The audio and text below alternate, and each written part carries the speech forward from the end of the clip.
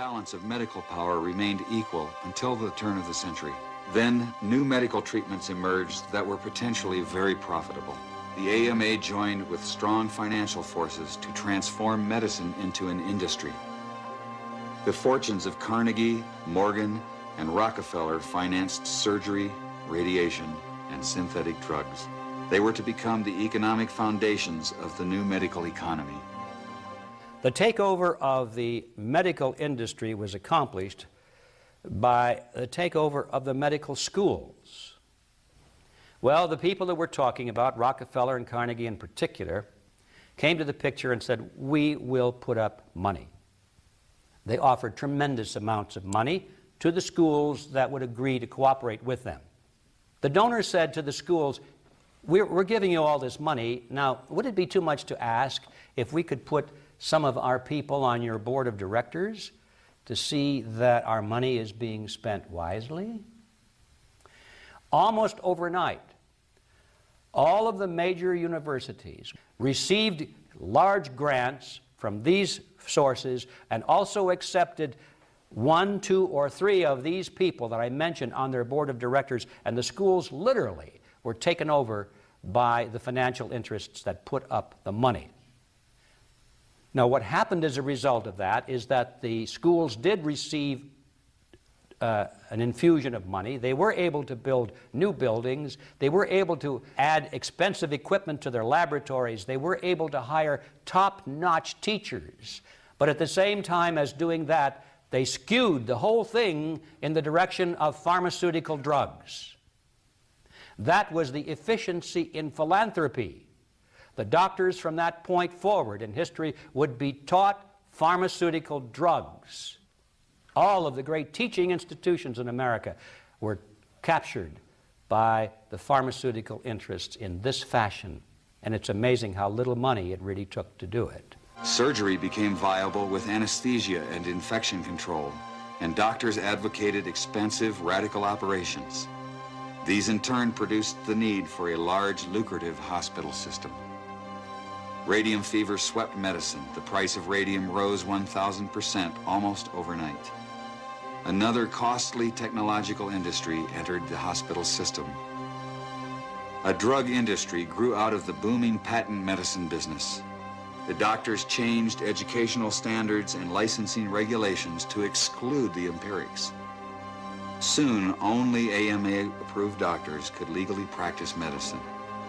In a brief 20 years, the AMA came to dominate medical practice. Organized Medicine launched a media campaign to associate the empirics with quacks. The code word for competition was quackery. So now the average doctor goes through school. He gets a great education. He has to be really smart to get through it. He learns all about drugs. He doesn't know too much about basic nutrition. I found that the average wife of these physicians knows more about nutrition than he does, but they sure know their drugs. And if you go to your typical doctor today, I don't care what it is, chances are you're going to walk out of there with a prescription. Why? Because that's what he has been trained to do. The companies that make up the pharmaceutical industry are among the largest corporations in the world. Together, these businesses have come to be known as Big Pharma. In 2004, their combined global sales were over $500 billion, with Pfizer and Johnson & Johnson leading the pack. In the U.S., the core of Big Pharma's immense profits is from sales of prescription medication. And since these drugs can only be prescribed by medical professionals, most of the industry's promotional and marketing activities are directed at doctors, pharmacists, and other healthcare providers. This starts out at the first day of medical school, and in many medical schools, even the incoming students that, are 2 years away from seeing a patient will start to get gifts from the pharmaceutical industry. And as these students get farther along in their medical education, the interactions and the gifts escalate to free lunches, to dinners. Champagne, brunches, happy hours, New York jet tickets. No matter where you spend the money, you make money. And my boss always told me, don't worry about it. There'll always be more funding Spend what you can. In fact, if I give you $100,000 to spend, Gene, I want you to spend $200,000. Before 1980, most clinical research was funded by the National Institutes of Health. During the 90s, most of that research got pulled out of universities and was brought to for-profit research organizations. The problem is that gave virtual complete control over the research to the drug companies. They could design the studies. They have control of data so that many of the authors of the most important articles published in our best journals aren't even allowed to see their own data. They don't get free access to their own data. And they have control over publication.